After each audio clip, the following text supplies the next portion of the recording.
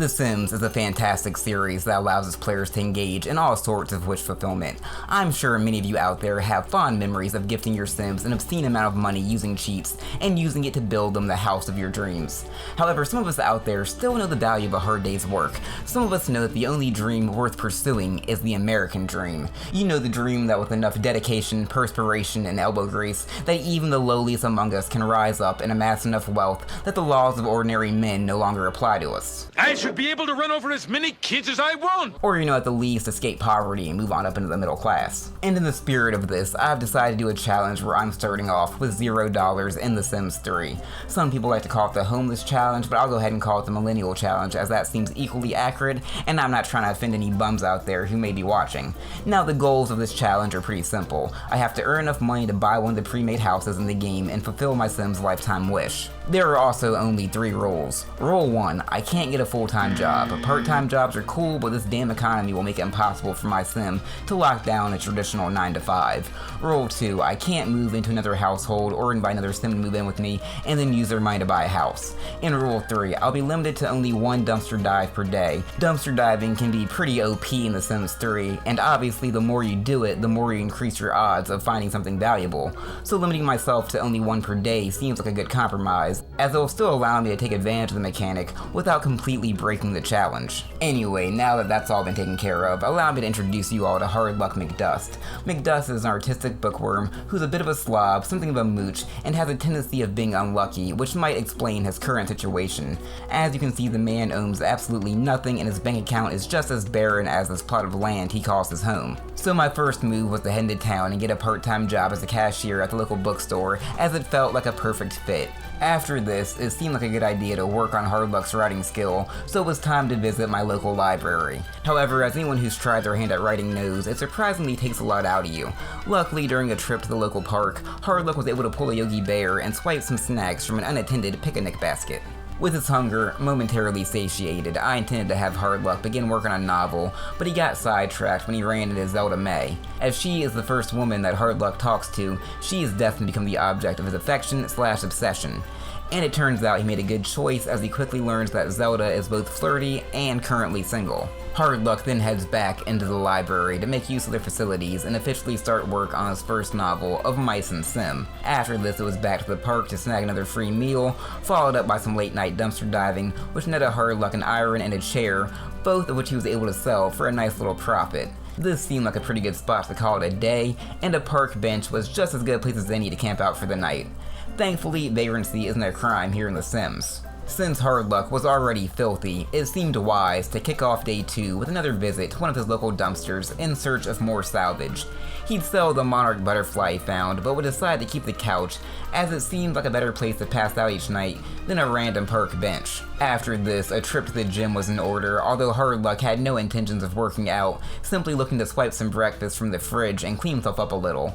Then it was back to the library to make more progress on Of Mice and Sim before heading on over to the bookstore for his first shift in the soul-crushing hellscape known as retail. Having been forced to spend the last 3 hours dealing with the masses, I decided that Hard Luck had earned the right to treat himself to some drinks before passing out on his new trash couch. Over the following few days, everything seemed to click into place for Mr. McDust.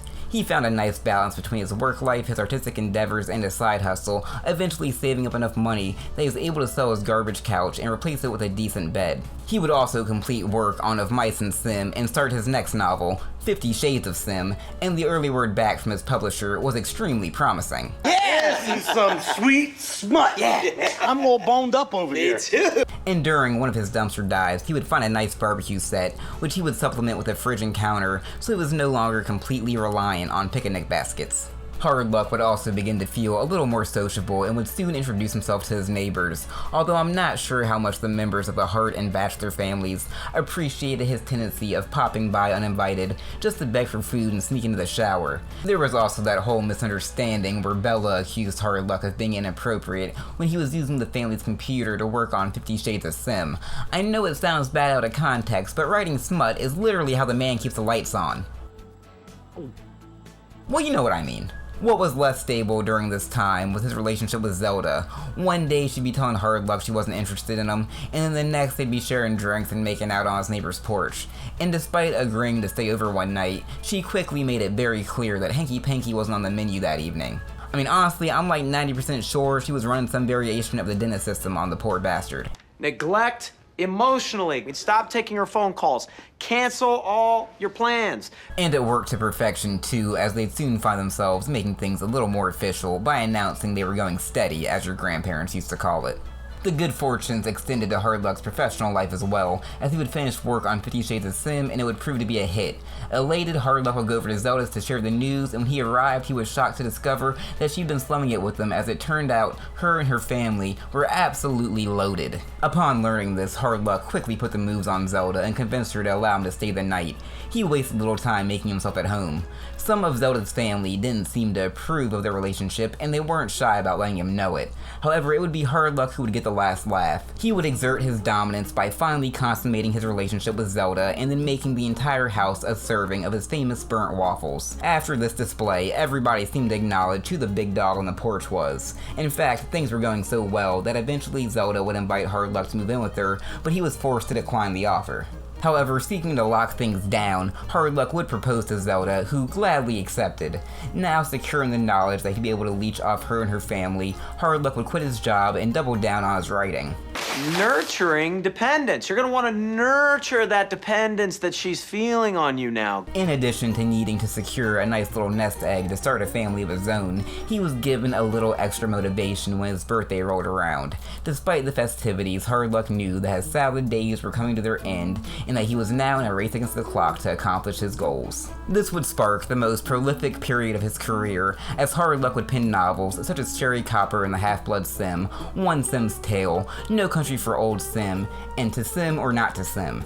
He would also use some of his earnings to purchase a toilet and shower, which now meant that Hardluck was capable of fulfilling all of his essential needs without ever needing to leave his lot. These would turn out to be a prudent investment too, as they would allow him to start and finish the sci-fi classic Where No Sim Has Gone Before during one crazy marathon session.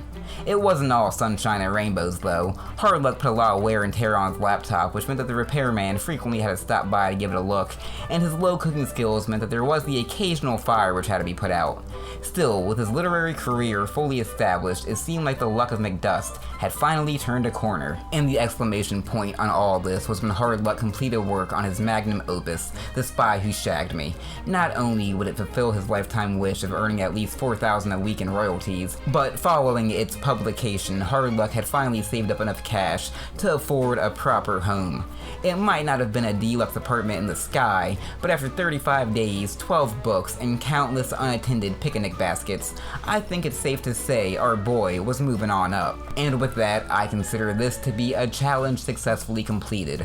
What is up people, Dusty here, and I hope you enjoyed this video. If you did, then make sure to leave a like and consider subscribing to the channel to be kept up to date with all my latest content. And as always, thanks for watching. I'm out.